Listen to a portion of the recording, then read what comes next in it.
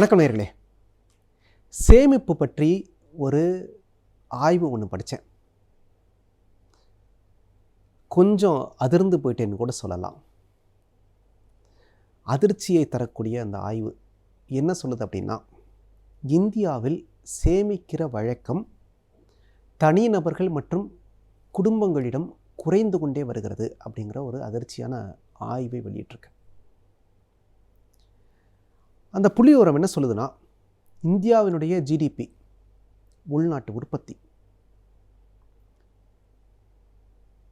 அதில் 2007-8 37.8 விழுக்காடாக இருந்தது சேமிப்பு.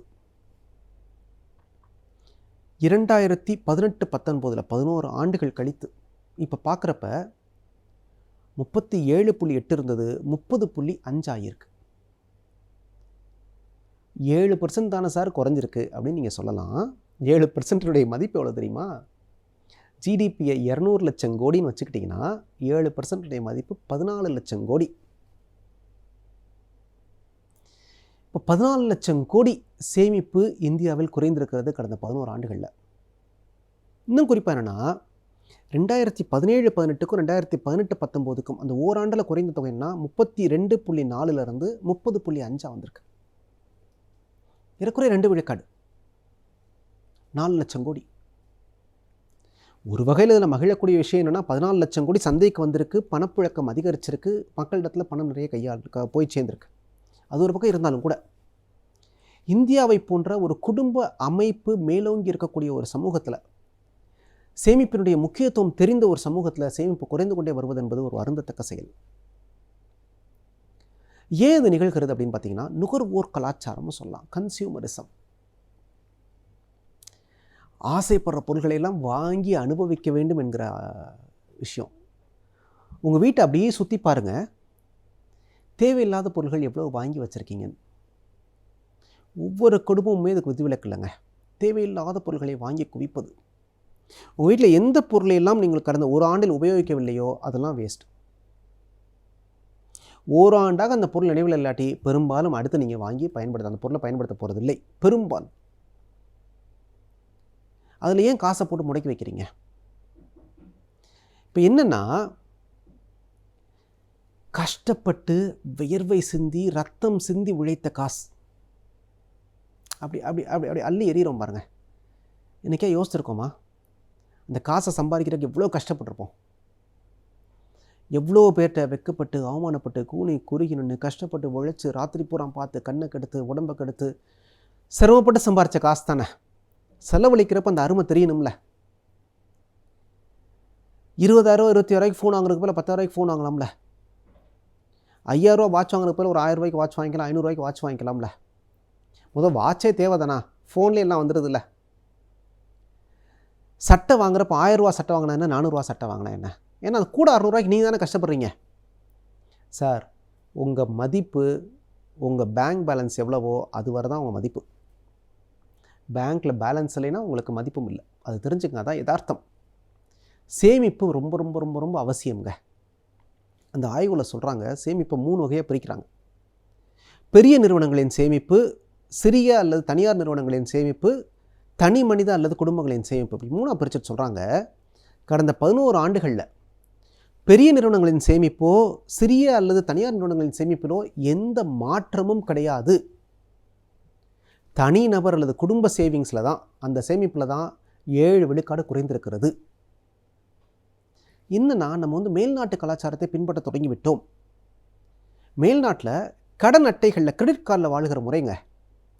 அடுத்த மாதம் என்ன சம்பாதிக்க போகிறோம், அதுக்கு அடுத்த மாதம் என்ன சம்பாதிக்க போகிறோம், எல்லாத்துக்குமே இப்பயே செலவழிச்சிருது. கன்சியூமரிசம், நுகர்வோரியல். மேல்நாட்டுக்கு இது பொருந்தலாங்க. ஏன்னா அங்கே குடும்பம் என்கிற ஒரு அமைப்பு கிடையாது, கமிட்மெண்ட்ஸ் கிடையாது. எல்லாவற்றையும் அரசு பார்த்துக்கும். உடம்பு முடியலையா, அதுக்கு இன்சூரன்ஸ், மெடிக்கல் இன்சூரன்ஸ் இருக்குது, அரசு கொடுத்துரும். இல்லை இன்சூரன்ஸ் கம்பெனி கொடுத்துரும். முதியோர் பென்ஷன் பெரிய அளவில் வரும். வேலை இல்லையா, வேலை இல்லாட்டியும் அரசு உங்களுக்கு அதுக்கு ஒரு பென்ஷன் கொடுக்குது, வேலை இல்லாட்டி அதுக்கு ஒரு பணம் கொடுக்குது. ஆனால் இந்தியா போன்ற குடும்ப கட்டமைப்பு உள்ள நாடுகளில் நமக்கு செலவுகள் அதிகம். குழந்தைங்களை படிக்க வைக்கிறது நம்ம பொறுப்பு, கல்யாணம் செய்ய வைக்கிறது நம்ம பொறுப்பு, பிரசவம் பார்க்குறது நம்ம பொறுப்பு, பின்னாடி அதுங்களுக்கு ஏதாவது ஒன்றா கூட போய் நிற்கணும், கடைசி காலத்தில் நம்மளை நாமே பார்த்துக்கணும். இந்த பிரச்சனை எல்லாம் மேலை நாட்டவருக்கு கிடையாதுங்க. 18 வயசு ஆச்சுன்னா பிள்ளைங்க தனியாக போயிடுங்க. அது வாழ்க்கையை அது பார்த்துக்கும். இவங்களுக்கு பொறுப்பு குறைவு. ஆனால் நமக்கு பொறுப்பு அதிகம். அதனால் அவங்கள பார்த்து தாம் தூம் செலவழிக்கிற பழக்கத்தை நம்ம கற்றுக்க வேண்டிய அவசியம் இல்லை. நமக்கு குடும்பம் என்ற அமைப்புக்கு நிறைய பணம் தேவை. அதை கட்டி காக்க வேண்டிய அவசியம் தேவை. நம்ம எல்லாருக்கும் உதவ விரும்புவோம். நம்ம குடும்பம், சொந்தக்காரங்க யார் இருந்தாலும் உதவணும்னு ஆசைப்படுவோம். தீபாவளி, பொங்கலுக்கு, கல்யாண பிறகு 10 வருஷம் 20 வருஷம் கழிச்சானாலும் மகனுக்கோ மகளுக்கோ பணம் கொடுத்து துணிகள் எடுத்து கொடுத்து பண்ணுறது நமக்கு பழக்கம். கடைசி காலங்களில் அவங்கள சார்ந்து இருக்க விரும்ப மாட்டோம். அப்போல்லாம் பணம் வேணும். ஆக பணத்தை சேமிக்க கற்றுக்கொள்ளுங்கள். அதுதான் அந்த ஆய்வு சொல்கிற விஷயம். ஃபிக்ஸட் டெபாசிட் எல்லாரும் பணம் போடுறாங்க. ஆனால் இப்போ பணம் போடுற எண்ணிக்கை குறைஞ்சி போச்சு. மக்கள் இனிமேல் கொஞ்சம் சுதாரித்து கொண்டு பணத்தை சேமிக்க வேண்டும் என்பதுதான் அந்த ஆய்வு சொல்கிற அடிப்படை விஷயங்க.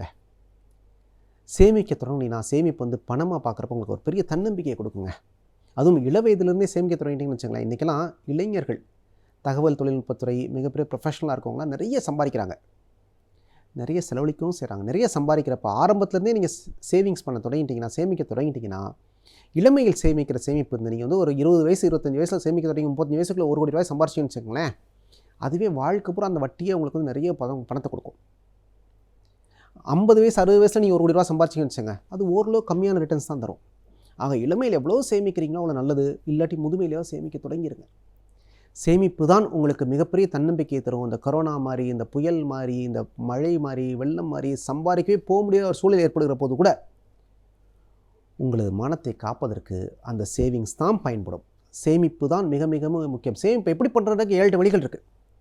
நீங்கள் இன்சூரன்ஸ்க்கு பண்ணலாம், நீங்கள் ஃபிக்ஸட் டெபாசிட்டில் போடலாம், நீங்கள் போஸ்ட் ஆஃபீஸில் போடலாம், நீங்கள் தங்கம் வாங்கி வைக்கலாம், நீங்கள் நிலம் வாங்கி வைக்கலாம், நீங்கள் வீடு வாங்கி வைக்கலாம், ஷேர் மார்க்கெட்டில் இன்வெஸ்ட் பண்ணலாம். அதெல்லாம் உங்கள் தகுதியை பொறுத்த விஷயம்.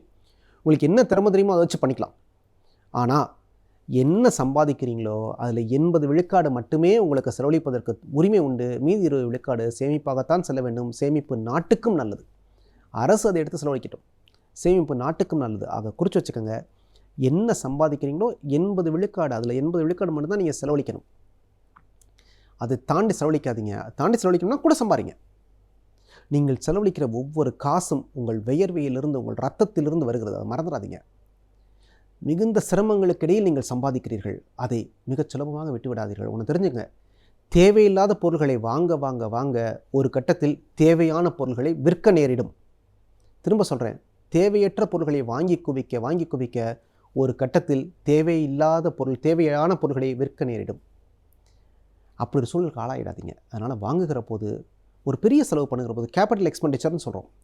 ஒரு பெரிய செலவு பண்ணுகிற போது அவசியம்தானா, தேவையா, பண்ணணுமான்னு ஒரு தடவைக்கு 4 தடவை யோசிச்சு, முடிஞ்சால் தள்ளி போட்டு 4 தடவை யோசித்து ஒரு அவசியம் ஏற்படுகிற போது மட்டும் வாங்குங்க. பெரிய செலவுகளை கவனித்துக் கொண்டால் சின்ன செலவுகள் தானே கவனித்துக் கொள்ளும்.